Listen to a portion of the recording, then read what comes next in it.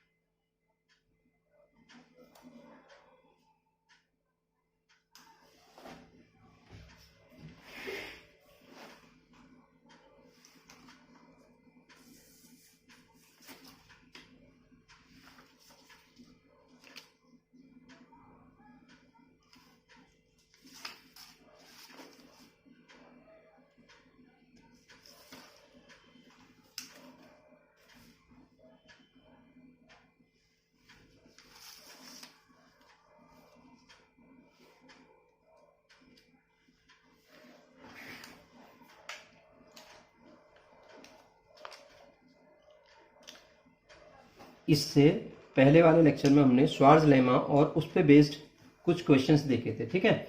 उसी पे आगे वर्क कर रहे हैं। एक क्वेश्चन है ये, जून 2014 में पूछा गया है श्वार्ज़ लेमा पे। क्वेश्चन कहता है let D is equal to Z belongs to C such that mod Z less than 1। Unit disc दे रखी है, then there exist a holomorphic function.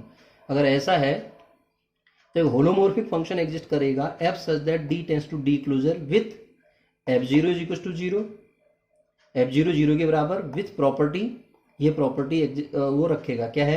F dash zero is equal to 1/2 mod F 1/3 is equal to 1/4। अगला है F 1/3 is equal to 1/2 और f dash zero is equal to sec pi by 6।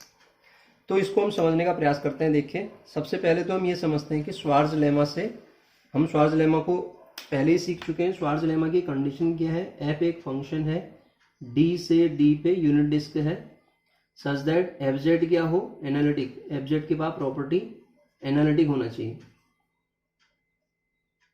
Analytic with F zero बराबर zero.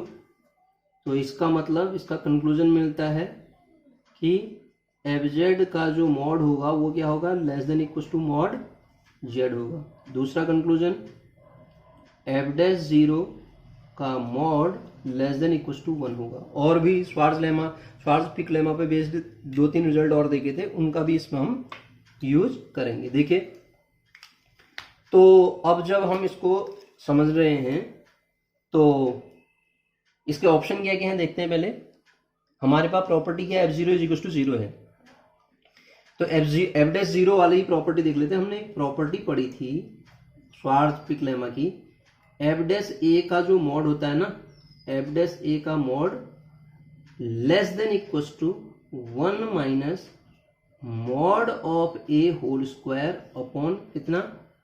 Sorry, ये गलत हो गया। Mod of F A का whole square upon 1 minus mod A square. ये था ना प्रॉपर्टी। तो अगर हम ए को जीरो लें, ए इज इक्वल टू जीरो, तो हम देखते हैं कि एफ डैश जीरो का मॉड जो होगा लेस देन इक्वल टू क्या होगा? देखिएगा, 1 minus mod of F zero का होल स्क्वायर, क्योंकि ये गिवन है हमें, upon 1 minus mod zero square. ठीक है, तो अब इसका यूज करें फर्दर आगे, तो ये एफ डैश जीरो जो होगा साहब आपका less than equal to, condition तो वैसे हम f dash zero less than equal to zero होती है, कंक्लूजन हमें मिलता है। यहां से भी देखिए f dash zero less than equal to कितना आएगा, 1 माइनस जीरो का स्क्वायर जीरो हो जाएगा अपॉन 1। तो एफ डैश जीरो का mod less than equal to कितना आएगा, 1। तो इससे पहला ऑप्शन जो था हमारा, देखिएगा f dash zero is equal to 1/2 exist कर सकता है, एफ डैश जीरो बराबर 1/2 हो सकता है, क्योंकि 1 से छोटा होगा जिसका mod 1/2, 1 f dash zero less than equal to 1 है। तो इससे ये पहला कंक्लूजन तो क्लियर हो जाएगा कि एफ डैश जीरो बराबर 1/2 है। First option is correct.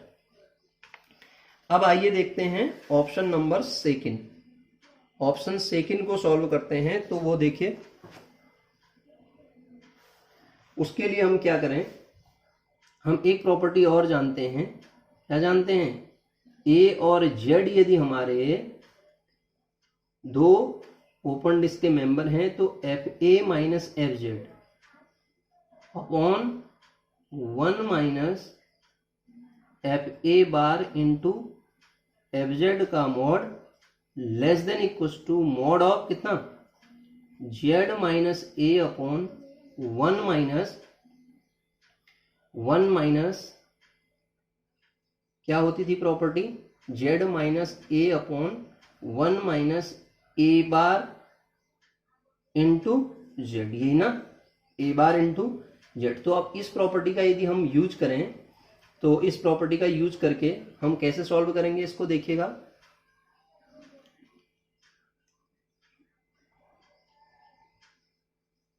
रखते हैं वैल्यू, देखिए तो मॉड ऑफ एफ ए, आगे पीछे से फर्क एक ले लेता हूं मैं 0 और एक ले लेता हूं 1/3, उससे मुझे एफ 1/3 की वैल्यू मिल जाएगी।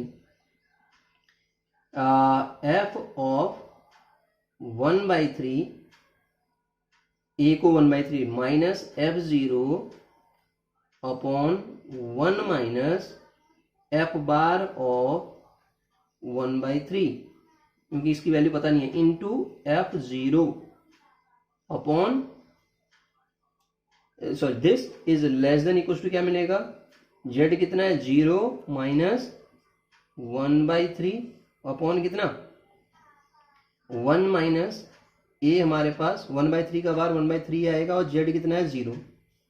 तो ये जो वैल्यू आएगी यहां से एफ 1/3 तो ऐसे ही रहेगा, एफ 1/3 माइनस एफ 0 0 दिया है upon 1 minus f bar of 1/3 into f 0 0 given है, लेस देन इक्वल टू यहां से वैल्यू क्या मिलेगी 1/3।